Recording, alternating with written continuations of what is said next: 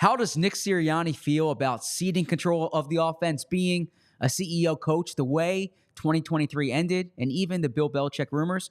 Les Bowen is in studio to discuss these topics and more next on the PHLY Eagles Show.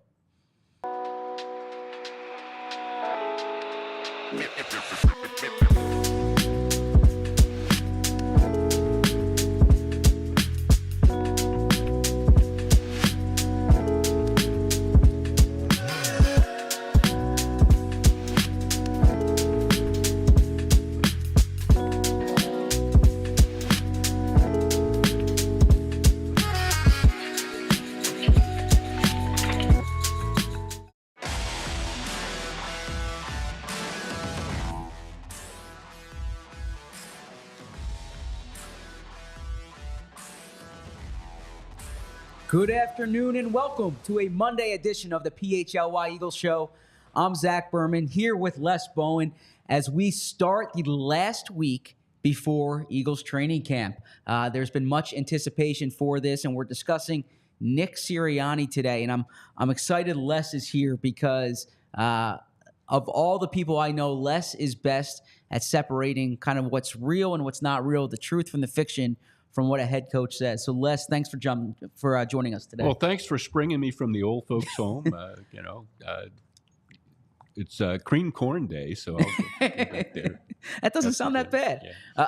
So the reason we're talking about Nick Sirianni is earlier this summer, I had a chance to sit down with the Eagles head coach along with a few other reporters, and it's something that the head coach does every year. Les has sat in these sessions quite a bit, and it's a chance when I say temperatures are cool, not literally, but it's a quiet time around the Eagles. You can have some in-depth, reflective conversations with the head coach, and it kind of gets in, and then you hold it for when training camp begins to kind of get the fan base ready for some of these storylines, because for 6 weeks or so, the offices are closed, the coach is out of town. And obviously this year there was much to discuss, as we mentioned earlier, including the way last season ended, including the pressure that's on Nick Sirianni, and including ceding control of the offense, even the Bill Belichick rumors. There's a story up now on allphly.com getting into many of these topics. We'll have a few follow-up stories as the week goes on. But your general impressions of what Nick said, and how much do you believe, and how much do you think is Nick trying to convince himself or convince us that this is what he thinks? Yeah, it was a very interesting session. I wasn't there, but you provided me with the transcript, and I read your story. It was an excellent story. I wasn't shocked by anything you said. I wasn't terribly surprised.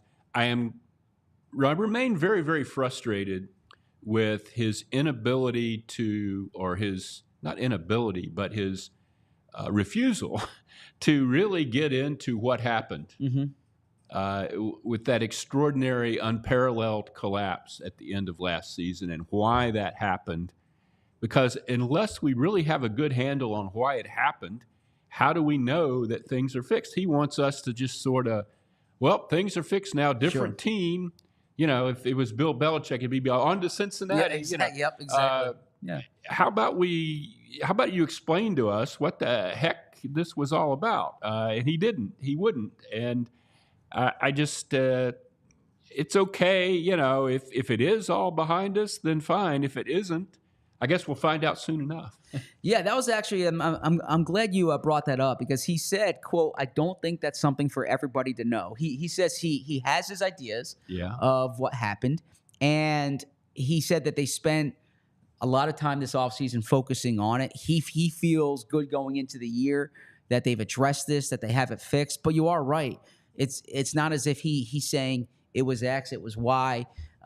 And from my perspective, I actually think that it wasn't one thing. It was a number of different things. And that's actually harder to rectify, right? If it's just one thing, if it's just the defensive coordinator, right? If it's just the quarterback, then that's usually easier to address. If it's a handful of a bunch of different things and they come together for this awful collapse, that's much harder to address. But I hear the term culture, and I never know whether to buy it, or if it's kind of a buzzword that's used in whether it's NFL facilities or corporations, whatever it may be. But Nick really emphasized that they needed to fix the culture, or that they needed to get the culture right. Do you buy that? Yeah, but my experience has been that teams that win have a really good You're right. culture, and Yep. teams that lose have a really bad culture. And it kind of, it's chicken and egg there. You're not going to have a good culture if your team isn't good. And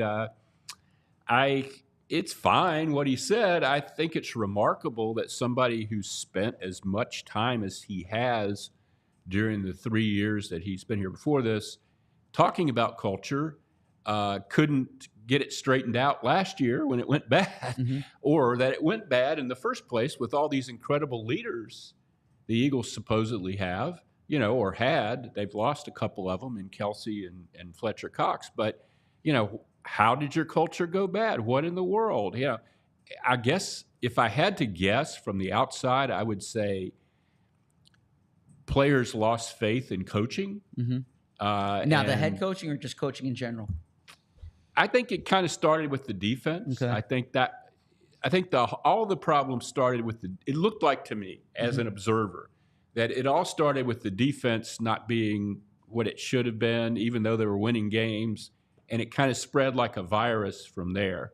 The offense, when the defense started giving up all these repeated long drives for touchdowns every time the other team had the ball, the offense suddenly started pressing and trying to do things that weren't going to work. And I think everybody, there were probably internal problems off of that. Sure. There usually are, but I don't know. But I think it started with. They looked to me like by the end of the season a team that didn't believe in what it was trying to do. That's an interesting spot to be in, and the fact that he's still the head coach after that is pretty remarkable. And that's really that's part of like the context for the season coming up is that it is a make or break year for Nick. There is a lot of pressure on Nick, and I even think Nick would acknowledge it. He said he knows he needs to win games to keep his job, right? That's fairly obvious. I've said this before, and I continue saying it. If the Eagles underachieve this year, Jeffrey Lurie won't look at Howie Roseman's roster. I don't think he'll look at his franchise quarterback. Right. I think he'll look at the head coach. Well, you had that thing from Lurie about ingredients. Yeah, exactly. He has all the ingredients. Well, yeah. That's saying it's up to the coach. That's like we're not going to accept any excuses here. We don't have any. Last year you could have actually said going into training camp, what's going on at corner. Well, maybe not so much because you didn't think Bradbury was going to fall off the cliff. But what's going on at linebacker? What's going on at safety? We don't have these things nailed down. It's kind of a weird deal there. We didn't come up with anything great, and we lost some people. But this year, I think linebacker, maybe you can still argue, but safety, I don't think you can. They have 27 corners. They've made this pretty much. They put this on Nick's lap. Yeah, and this is where your perspective is especially valuable because you were there at the end of Andy. You were there, well, at the end of Chip, but that was a quick thing.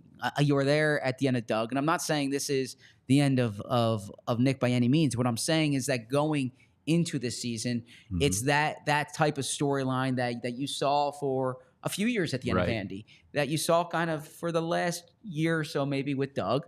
And I'm curious, how do you think head coaches handle this? How do you think Nick needs to handle this? How did Andy handle this? How did Doug handle this? Yeah, that's a real good question. The one that really sticks out is Andy because Lurie held a press conference at the end of the 2011 season. They had been 4-8. They had won their last 4 games to finish 8-8 with the dream team of 2011. And Lurie basically gave a long soliloquy about how he just wasn't ready to part with Andy yet. And that didn't seem like a mandate to me that was really going to resonate in the locker room, and it didn't. The team was horrible the next year. They started out 3-1 and then just lost almost every game except one the rest of the way, finished 4-12, and guys gave up, And I think a lot depends on how the team sees Nick. Now with Doug, I kind of won't use Doug because I don't think with Doug, the team had problems, that were Howie Roseman problems. Sure. And I don't think players really stopped listening to Doug or thought Doug was going to get fired. With Chip, it was weird, like you said. Yeah. But the Andy situation is the one I go back to. The players have to believe that Nick has clout and that Nick is going to be their coach. And if there are players who are sort of like, after last season not sold on Nick, that's going to be a problem. And similarly to, well, not necessarily to Andy, but in I suppose in the same vein, Andy was an incredibly accomplished coach. He was the winningest coach in franchise history. Then he had not won a Super Bowl, but had achieved just about everything else, right? And I think there's a part of Nick that looks at this and says, in 3 years as coach, he's had 3 playoff appearances, 2 double-digit win seasons, 1 Super Bowl appearance. Like, why is this a storyline? Why is this the big thing going into the year? And I think it's for the reason that we mentioned, that the ownership thinks the ingredients are there. Also that 2 of those 3 playoff appearances were, they were one and done. Horrible games. Yeah. I mean, they didn't. If you get to the playoffs and embarrass yourself, it's not really. You don't get any kudos for that in my book. And I think. Like we were saying, that we can't emphasize this too much. What happened after they were 10-1 last year is unprecedented. Never happened before in the history of the NFL. So I mean, he's got to be.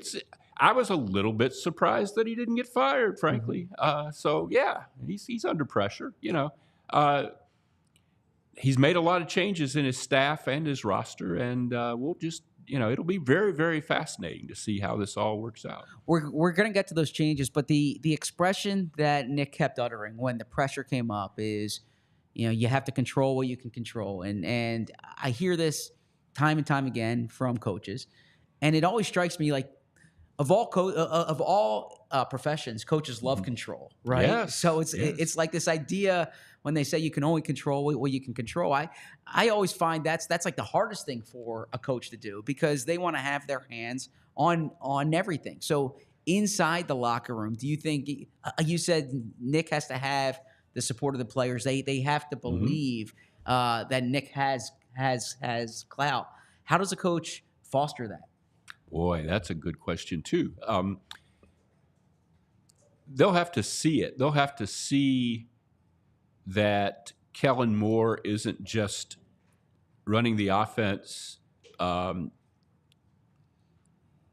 irrespective of Nick or totally outside of Nick's orbit. I don't know how to say that in a succinct way, but they're either collaborators or Kellen Moore is doing his thing and Fangio's doing his thing and Nick's just kind of, I mean, you mentioned in your story, you mentioned Tomlin and Harbaugh as CEO type coaches. Those are guys who their coordinators don't overshadow them in any way. They're both kind of more defensive guys than offensive guys, which is interesting to me. I don't know that you see a lot of CEO-type coaches who are offensive. Because usually you're hiring them for the offensive line. You'll know it if you see it. I mean, it'll be either guys will be talking about Vic says this and Vic says that, and Kellen says this and Kellen says that, or there'll be reference points to Nick, and I'm very interested. I don't really know how that's going to go. Sure. We're going to get into Kellen Moore. I also want to discuss the joy that Nick says he feels, which I thought was an interesting way of framing this offseason. Before we do, I want to tell everyone about our friends at Game Time. And I am pulling this up here, but I can tell you that I'm not simply reading something here. I am a customer of Game Time. Yesterday, a matter of fact, I went to the Orioles-Yankees game down in Baltimore. I took my son, and the way that I got tickets was with Game Time. And the reason is because it is the best place to go for last-minute tickets for the best prices. It's terrific in that regard. The image of seat views was especially important for me because if it's a stadium you don't know, then you know exactly what it is. You know if there's an obstructed view there. And Game Time, it's terrific for any MLB game, especially the Phillies are hot. It's the place to come. So check out Game Time. Use the app and you can find last-minute tickets, flash deals, zone deals, easy to find and buy MLB tickets for every kind of event in your area. Views from all seats in the venue, lowest price guarantee, event cancellation protection, job loss protection, and more. Like I said, my favorite feature that they have is the seat view. I also like the all-in pricing because I never like when you're buying a ticket and then you go to check out and it's $30 more than what you expected. Take the guesswork out of buying MLB tickets with Game Time. Download the Game Time app, create an account, and use code PHLY for $20 off your first purchase. Terms apply. Again, create an account and redeem code PHLY for $20 off. Download Game Time today. Last-minute tickets, lowest price guarantee. I was at that game yesterday, like I said, and it was brutally hot. And the place to turn when it's brutally hot outside is Rite Aid Refreshery. I say because you go to your local Rite Aid, you find their Refreshery brand exclusively at Rite Aid for beverages that range from familiar family favorites to revitalizing, better for you options. The products include water, they have purified spring, electrolyte, distilled, and alkaline bottled water, flavored waters. They have coconut water, which boasts a power-packed array of essential nutrients, fat-free, gluten-free, non-GMO, less than 1% sugar, single-served iced tea, juice and lemonade, sweetened with real sugar. There's no preservatives. Their juices for any crowd you go to: pineapple, cranberry, apple, strawberry lemonade, and many other flavors. Organic options are available. And they also have cold-pressed juices crafted from 100% fruits and vegetables, organic, non-GMO, no added sugars, preservatives, or artificial flavors. It is important to stay hydrated, especially during the summer months. Get refreshments delivered. Shop online at riteaid.com/shop for same-day delivery or buy online, pick up in store of Refreshery products. You were down in North Carolina. Did you need to hydrate yourself down there? Quite a bit. It was. I was moving my son and his wife into a house. They just bought their first house, and the feels like and the feels like thank you. The feels like temperature was 109 that day, and that was. I'm getting old for that sort of thing. Well, the place to go then is the Rite Aid Refreshery. Yes. So we talked about Kellen Moore, and this is a fascinating storyline for this year because you mentioned it well.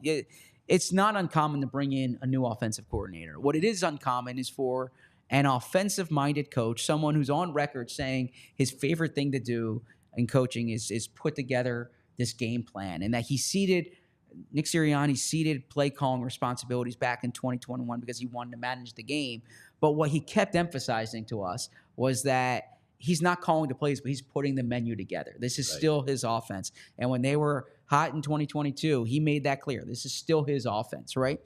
And so now you're going into this situation in 2024 where he brings in a new offensive coordinator. He brings in Kellen Moore, and he's on record saying he's not in every offensive meeting room. Yep. He is not putting together the game plan. He's responsible for it. He's the head coach, but this is Kellen's offense. And he even said that it had to show, from his perspective, selflessness to give this up. That it did hurt. It was kind of a bruise to the ego, if you will. So, what's your perspective of what he had to say about the offense and Kellen Moore in particular?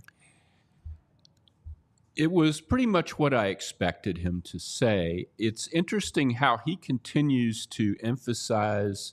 He sort of minimizes differences. Mm-hmm. Talks about terminology as the main difference.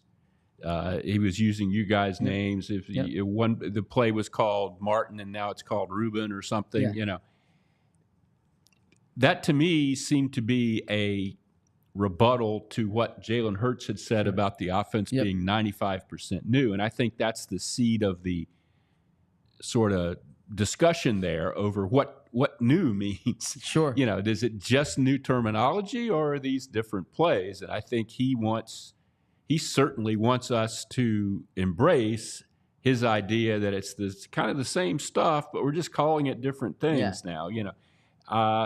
We'll have to, we'll know. I mean, I think when we watch we won't know from the preseason games, but we'll know from the regular season early on, I would guess, whether the Eagles are doing a lot of really different stuff or whether it's the same stuff packaged or, Sure. with a little motion thrown in or something like that.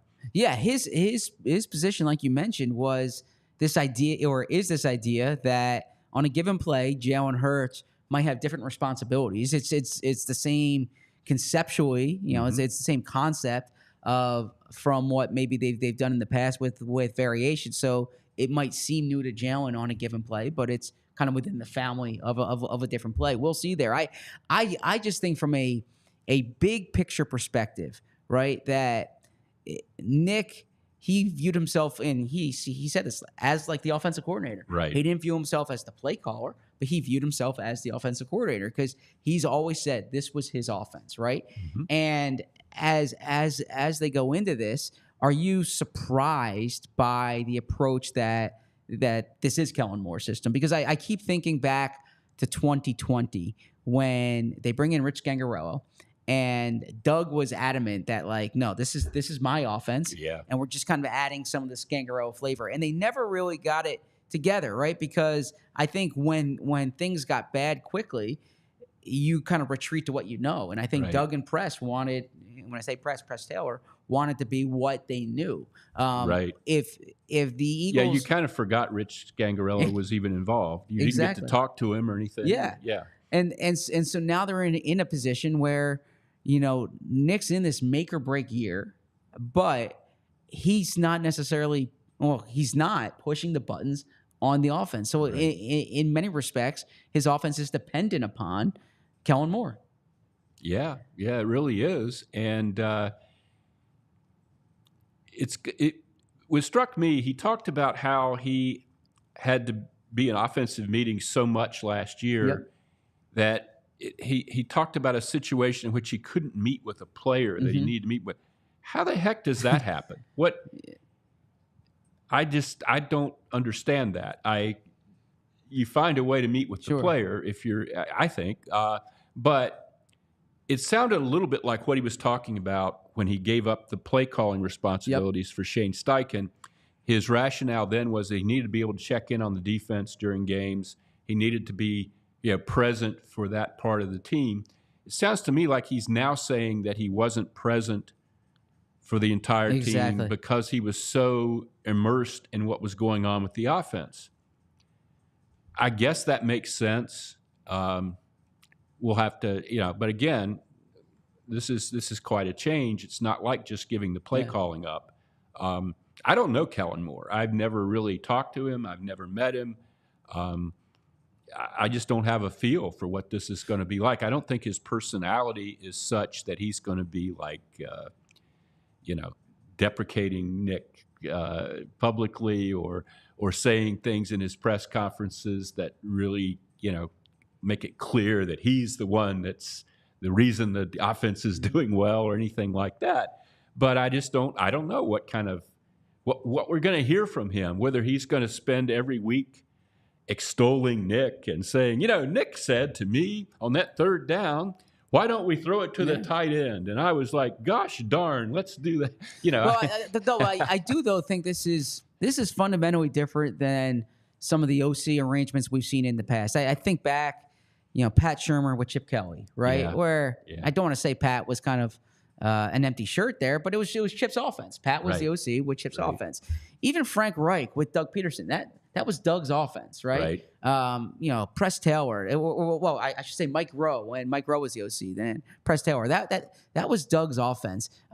You would have a better perspective than I do on this, but I even think with Marty Mortenweg, it was Andy's offense, right? It was, yeah. And so the head coach. So you talk about those Tuesday press conferences, or at different points in Eagles history, Thursday press conferences and the OC is really just kind of like you said, he's deferring to the head coach. Kellen Moore shouldn't be deferring to the head coach here because Kellen Moore is in charge of the offense, and I think that's an important distinction to make. I think the other part of this too is that, and I've said this on the show, so this isn't the first time I'm saying it, but I really think it's a fascinating part of this is that I don't think Kellen Moore is going to be here for a long time. And the reason I say this is because if they do well, I imagine Kellen Moore is going to be a head coach somewhere. He's interviewed for head coaching jobs before. If they don't do well, they're going to bring in a whole new staff. Or are they just going to make Kellen Moore the head coach? Well, yeah.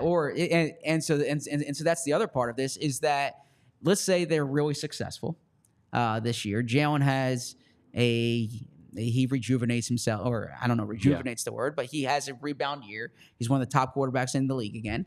And a lot of it has to do with the synergy that he has with Kellen Moore. Knowing Jeffrey Lurie the way you do, if that happens, but they don't make it to the Super Bowl, let's say they win a playoff game or they make it to the championship game, do you think that Jeffrey, with the way he feels about offensive football, is going to say, I can't lose this OC?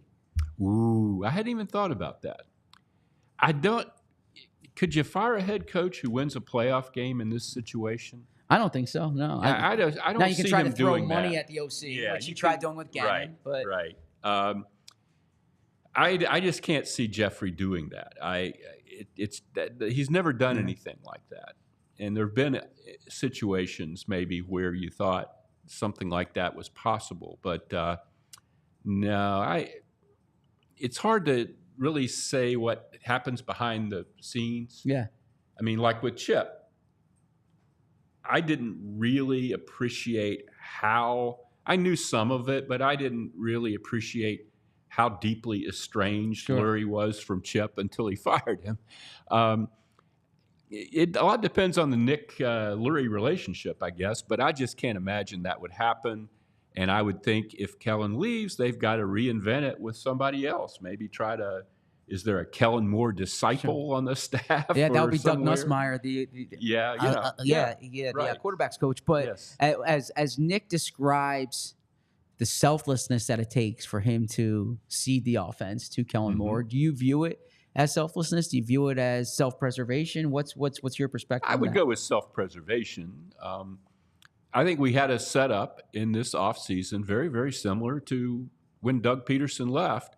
Doug went into a meeting knowing that if he insisted on naming his coordinators and not doing what they wanted him to do, that he was out of a job. And he was fine with that. And he wasn't going to accept that provision. Sure.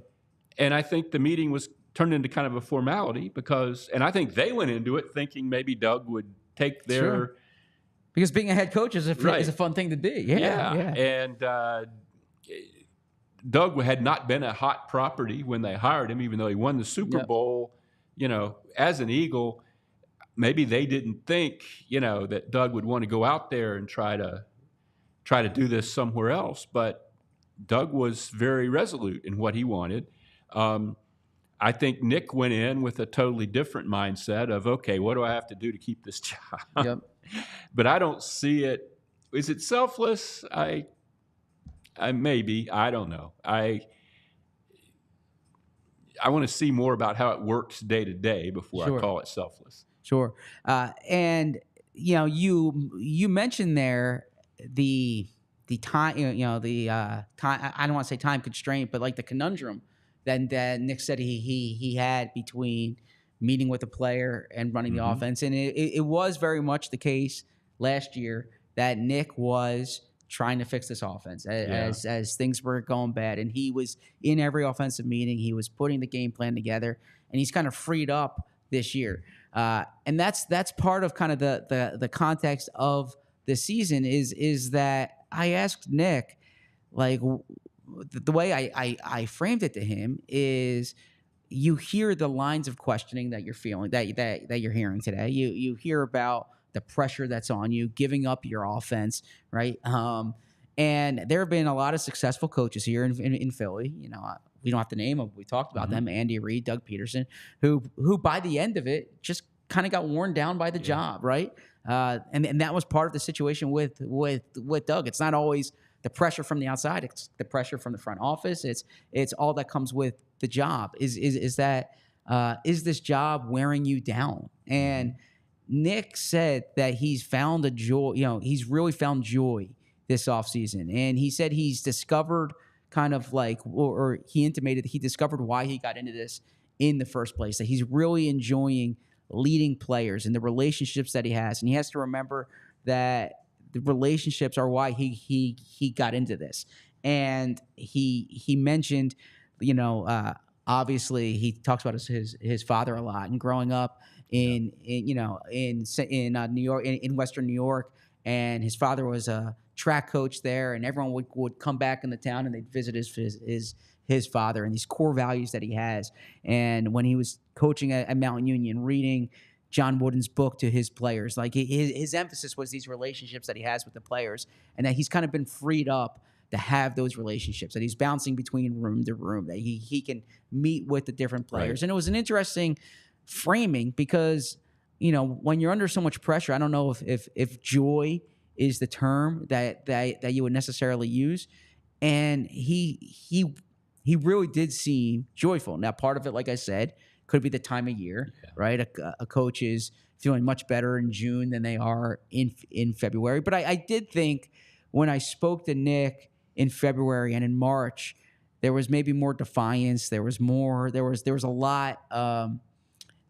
I still felt there was baggage from last season, and I did think he was liberated. Now, you said you weren't in the room with Nick, but you know Coach as well. Mm-hmm. How much of it is a coach trying to convince himself that, these are the rules of engagement, right? I had to give up the offense, and I'm trying to find the good in this. And knowing Nick the way you do, how much do you think is genuine? Because he has kind of talked about these core values, and he has talked about the relationship aspect of the job. Yeah, the joy thing, I don't doubt that, because if you look at the way his demeanor, that seems very important to him. Yes.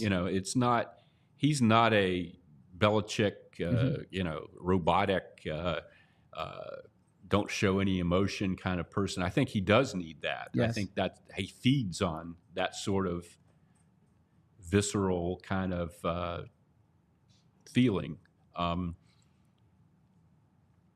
I hope that he's able to retain that in what he's doing now, and I hope that works for him. The CEO thing, I think, is a difficult thing to pull off. It works when you talk about being able to sort of pop in here and pop in there and talk to guys and have time for that sort of thing, but it doesn't work if you're perceived as kind of extraneous, if you're just a cheerleader for which is what sometimes you wonder with Nick because of his emotionality. If he loses kind of the thread sometimes. But I do think that's important to him. I think it was genuine what he said about joy, and I hope that continues. If he's having fun, I think the team will be good. Yeah. Now Nick said that during the offseason he had Dawn Staley in the Philly, Dawn Staley, South Carolina's women's basketball coach, a Philly native, one of the great coaches in sports right now. She addressed the Leadership Council.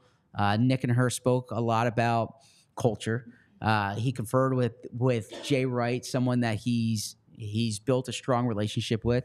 When he was in Indianapolis for the Combine, he met with Rick Pitino, and he kind of talked about these topics as well.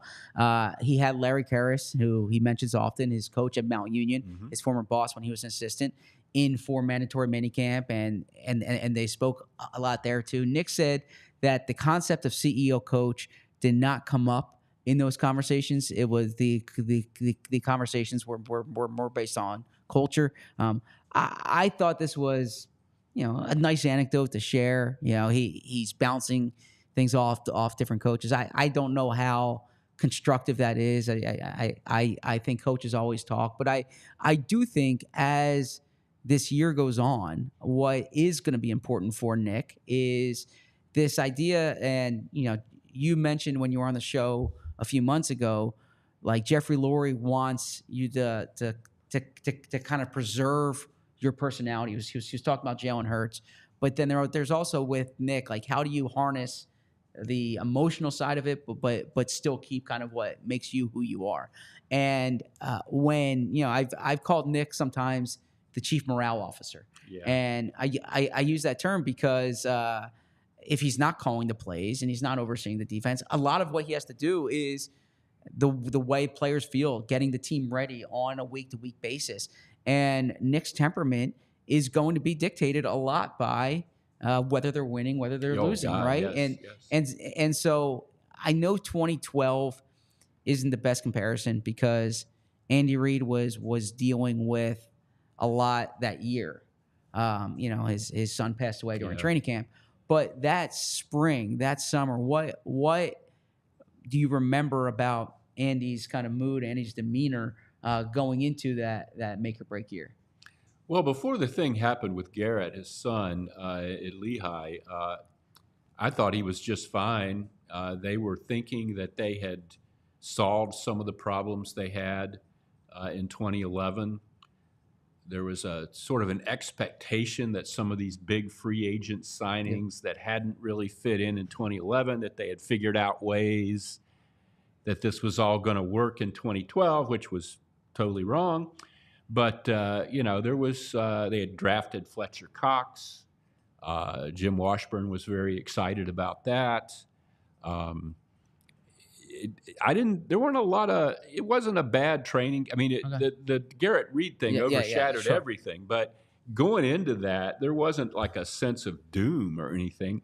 I think the quarterback thing was a little unsettled. They had Vic and Foles was Foles. He was competing with Kafka, and Trent Edwards was there as well. Yeah, right. You didn't know if Vic could still do it. They had Shady, they had Deshaun. I think they had worked out. One of the problems in 2011 was that Deshaun basically quit on the team because he wanted a new contract, and that was one of the things that led to Joe Banner getting kind of exiled, was that he couldn't resolve that situation, and Andy felt like it really hamstrung the team. So there was a lot of there was talent and there was optimism, and they got off to a great start. And then things just turned. I think culture in that sense, and that team was a problem. A lot of veterans from different locker rooms who weren't Eagles, most of their careers. There were some people who were just following their own agendas. Jason Babin. Yeah. It wasn't a cohesive group, and you had the whole thing about Nnamdi eating lunch in his car. They were expecting him to mentor these young guys, and he's trying to get away from them as much as he can. I'm rambling on and on here, but it was a very strange year. There weren't a lot of indicators that it was going to go that bad. If you accepted the premise that assembling all these free agents somehow was going to work eventually, then you thought they were okay. But we now know, I think that the biggest lesson from all that was you don't just go out and sign half a dozen high-profile free agents from different systems and different locker rooms all over the league, and it's not baseball. It's a team game, and you need people that believe in what you believe and fit into your systems, and things of that nature. Now, and we are going to discuss the Bill Belichick part of this, but just as a quick follow-up to that, because you mentioned the players coming from other teams. When Nick was talking about what could be a hangover from the way last year ended, he had an interesting quote, and I'm going to read this verbatim. He said, "This is a new team, and all we're concerned about is the 2024 Eagles. We went through our stuff, and we learned things that we learned from last year, and then you implement those here. But then this is the part in particular. Saquon Barkley doesn't care. In fact, he was really happy that we lost the last game last year against the Giants. Same thing with Oren Burks. Same thing with Zach Bond. Same thing with Devin White. This is the 2024 Eagles, and our expectation is enjoy the journey to get better, and there's nothing we can do about the past except learn from it." So he's essentially indicating there that the scars from last year, he obviously feels it. Jalen Hurts feels it. A.J. Brown feels it. Devontae Smith feels it. You go on down the board. But that this is a different team, and that, that some of these big name guys that they added, Saquon in particular, I would even extend this to Kellen Moore and to Vic Fangio, that they're not affected by the scars from last year. Do you think this is the the right approach for Nick to take? It's a predictable approach. As we said at the top of the show, he doesn't want to discuss what really went wrong. He wants to turn the page. So this is part of his turn the page message. Do I really buy it? Partially. I mean, you're right about the coordinators not being part of this last year. You're right about Saquon Barkley being a big part of the team who's not part of it. But when you start naming guys that might or might not be key players this year, you're kind of tiptoeing around. The key players on this team were a part of what happened last year. Sure. You know, Jalen Hurts and Slay and Brandon Graham and Lane Johnson and Jordan Mailata, all those, all the key Eagles pretty much, except for Saquon Barkley, were part of this last year. So I think you can oversell that. I don't buy that. Well, that's, we don't have to worry about what happened last year because it's all new. And it's not all new. Yeah. I do think those scars are there. And I think that you can't kind of have it both ways, in that you can't emphasize how constructive last season was, or how that's going to be something that they can look back and they can learn from. But then at the same time, completely kind of turn the page to a new year. I see in the chat, Tracer Bullet says, I think we're a lot more concerned about last year than they are. It's going to be interesting to see because last year the Eagles very much said the Super Bowl hangover wasn't a thing. And then at the end of the year, they kind of talked about the pressure of it always is. Yeah. I mean, you look at the history. Exactly. And it is a thing for everybody, and of course, when you get to the Super Bowl and then you're in the offseason afterward, you're going to claim that it's not a thing because you don't want to say, well, we're not going to be very good, or we're going to have a disastrous second half, or we're going to flame out early in the playoffs. I mean, that's not how you approach anything. But it is a thing. It very much is a thing. I've covered a lot of several teams, 3 Eagles teams now, I guess, that have been to Super Bowls, and it's never been good the next year. It's never been good. The big context or the subtext, I should say, of this year is Bill Belichick looming.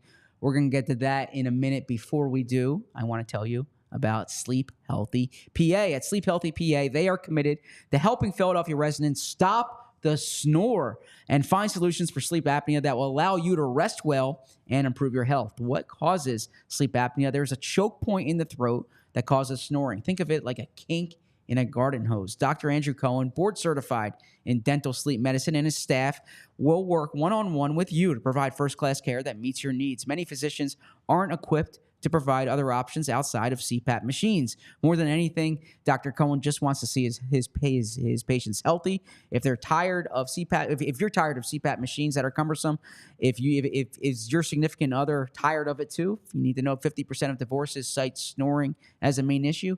Based in Jenkintown, Dr. Cohen has worked for years to educate dentists across the country on his personal approach to helping those with sleep apnea. His team is committed to stopping the snore. Tell him that PHLY sent you and receive 15% off your initial workup. The process is easy, just a 2-hour initial exam split into 2 sessions. If you are experiencing sleep apnea that are looking for a custom solution to stop the snore, reach out to Dr. Andrew Cohen at sleephealthypa.com or call 215-337-2501.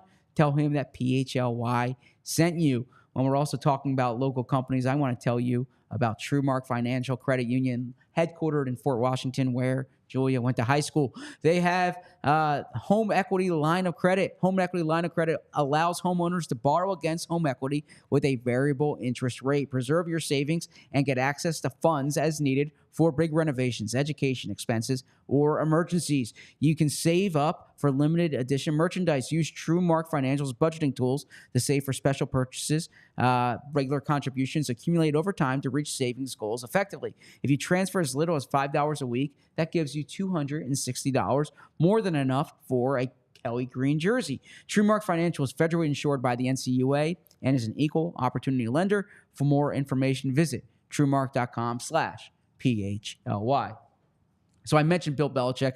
I mentioned him a few times on the show, and I don't think I am overstating this. I think this is something that is hanging over the team this year. And I say it because the Bill Belichick rumors, and of course, for background here, ESPN had a report earlier this year that Jeffrey Lurie spoke with confidants about Bill Belichick. He decided not to pursue him. Howie Roseman spoke to Bill Belichick after Bill Belichick was fired. The conversation was not about the Eagles' job, but it suggested to have a relationship, and that if Bill Belichick wants to get into coaching, the Eagles are very much on Bill Belichick's radar. And so I bring this up for a few reasons. First off, a 6-time Super Bowl winning coach, who's one of the great coaches in football history, is not often available, right? Bill Belichick hasn't been available since 2000.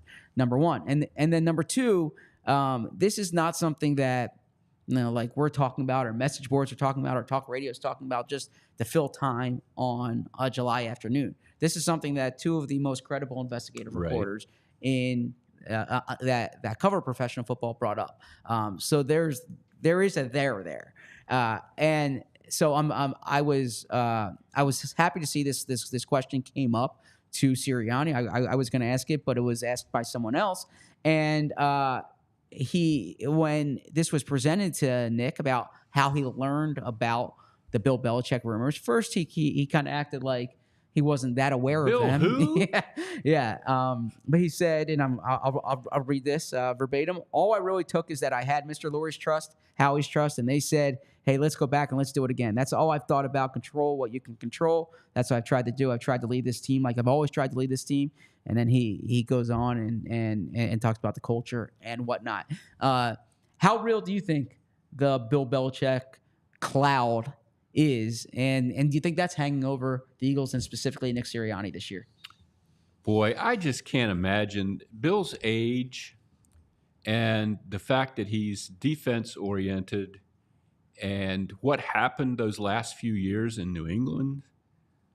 I know Jeffrey, is from Boston, and that the Patriots were this incredible evil empire for so many years, and everyone respected what they did and tried to imitate what they did. But that era is over. That's why Belichick doesn't have a job. Any team in the league could have hired him this offseason. Nobody did. I have a hard time thinking that's going to be the move if things go bad this year. Maybe it will. Maybe I'm wrong. I just can't envision it. I don't think it's a Lurie. Obviously, you look into this. Sure. I mean, if the winningest coach in the history of the NFL comes available and your coach has struggled in this past season, you convene a few meetings and you think about it, but they didn't do it. And a year out of the job, I guess Belichick's going to be on TV. We'll see how this goes. We'll see what kind of job he gets after this season. I would think it would be a really downtrodden franchise that's going to give him personnel control. Sure. And I don't know that that's going to work. How many Super Bowl winning coaches have gone somewhere else and done it? Don Shula? Yeah, it certainly doesn't happen. Exactly. Yeah. Things like this just don't. They sound good, but is he going to bring Tom Brady out of retirement if he comes to the Eagles? And so, do you think this is more of a media creation this year? Like for instance, I don't know that it's a media creation, but I just don't think when push comes to shove, if they're making a coaching decision in January or February, that'll be on the board. But there'll be something else bright and shiny that's Ben Johnson or not 73 years old. That's my feeling. What's the context, do you think, for Nick Sirianni this year? And I should say, do you think, we call this a make or break year, but if you think out the year, what do you think he needs to do to be the coach for year 5?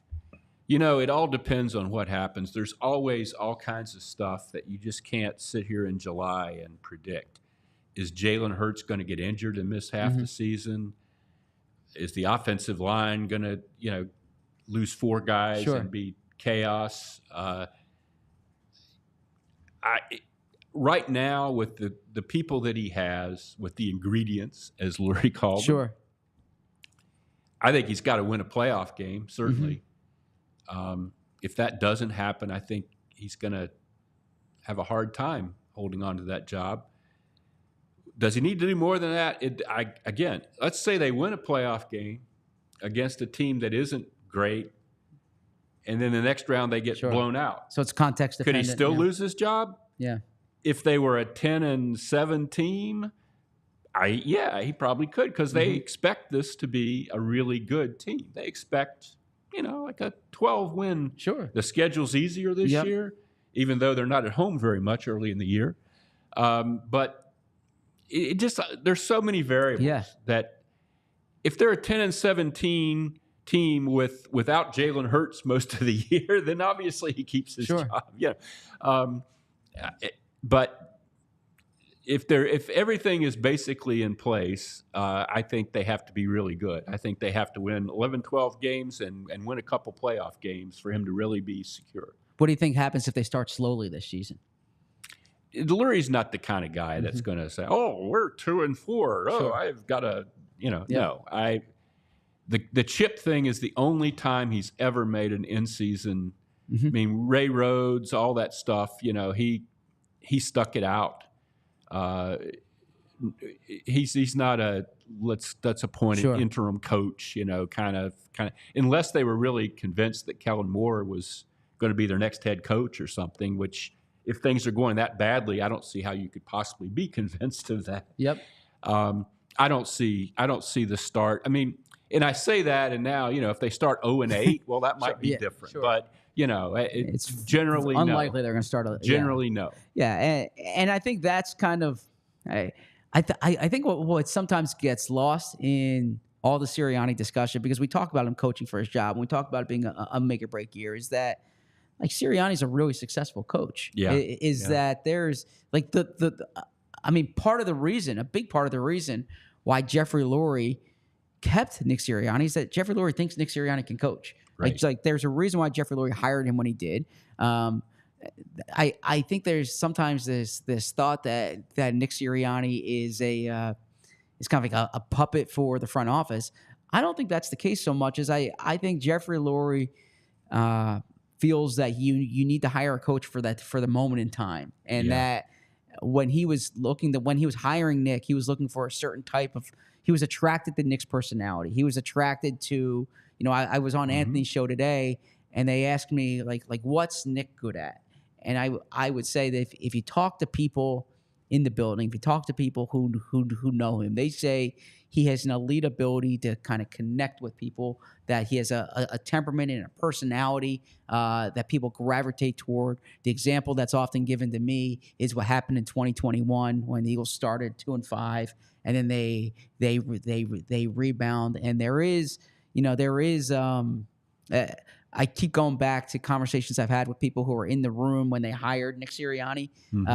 That Nick comes in, he's not dressed up. He was down in Fort Lauderdale for a family vacation. The Eagles called him in.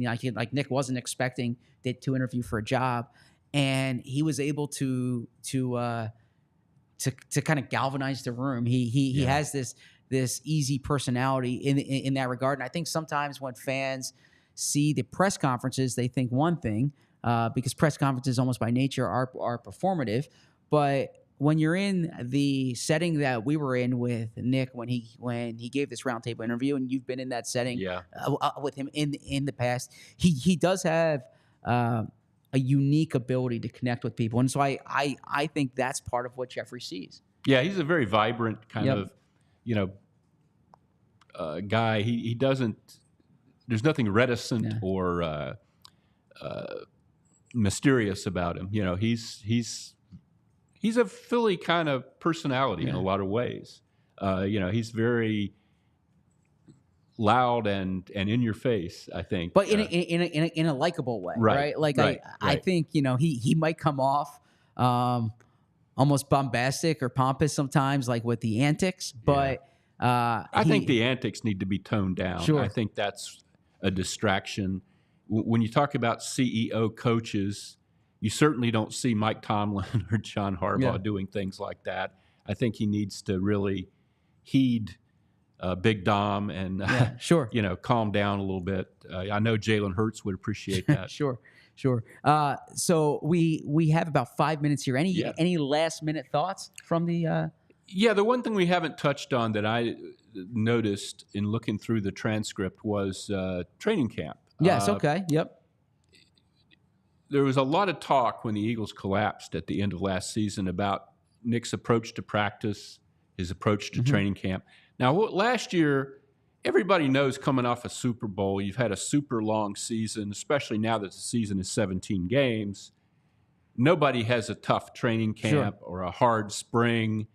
In that situation, that's idiotic. He did things the way he had to in that situation. But this is a very different situation. Yes. Their season ended early, and I think people want to see hard work on the field. Interesting. And I think he talked about that. He talked about not overcorrecting. Yes. And he gave a very strong defense of, we didn't have problems because of camp last year. We started out 5-0. Well, they started out 5-0, but does anybody remember the opener against a really bad Patriots team? Did they really come out, with all their guns firing and everything great? No, it was a weird 5-0. I think he can do camp a little. I think there can be more emphasis on the on-field stuff.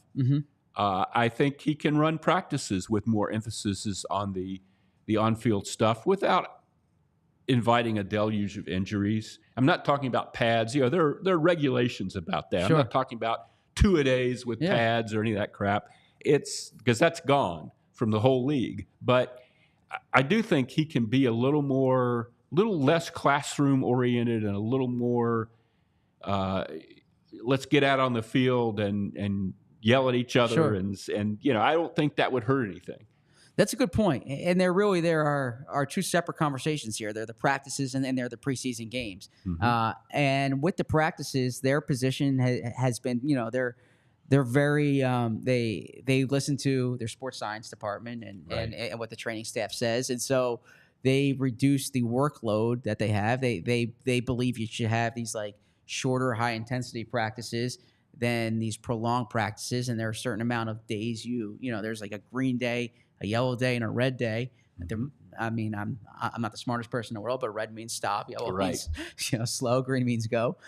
So I think that they can go a little faster on green, let's say, or they can go a little longer on the green days. I don't expect them to change much with the preseason. And I know Nick said after that Patriots game last year that maybe they should think about playing their guys in the preseason. I think Nick is going to be hyper focused this year about not showing anything on offense or defense. He really believes in this concept of competitive advantage. Yeah. I think that can be overstated, but I get surprised. I get sometimes they are just so over the moon on that. It's just simple things, that aren't going to change anything in the world, that they're like, oh, we can't tell you that. What time does the game start? Oh, yeah. Exactly. But you're right. But I'm not big on preseason games, getting guys hurt in preseason games. No. They have the joint practices with the Patriots. Yeah, they're going to have one this year. Typically, Nick likes to have practices against two teams. They're only doing one this year. My educated guess here is that has to do with the end of summer, kind of preparing for Brazil and what their schedule is going to be then. Yeah. That's a very good point. But I like the joint practice thing. I think if the league ever goes to 18 games, I think you'll see no preseason games and you'll see these joint practices somehow become maybe some kind of event that fans can go to or something. It'd be great if fans can actually watch practice, right? Right. Yes. And but I think that's where the preseason is headed. I don't care if he plays guys in preseason games. We were going to talk quite a bit about training camp and the preseason in the coming days, including tomorrow when Bo Wolf is back. We're excited to meet with Bo again, but it was fun chopping this up with Les. You can read Les's content on allphly.com. We'll continue to have Les in studio whenever it fits in his schedule. Les, thanks for joining us today. For PHLY, that's Les. Thank you to Julia. I'm Zach. Bo would say, as always, we love you. I will say, we'll do better tomorrow. Thank you for watching. We all silly like the mayor.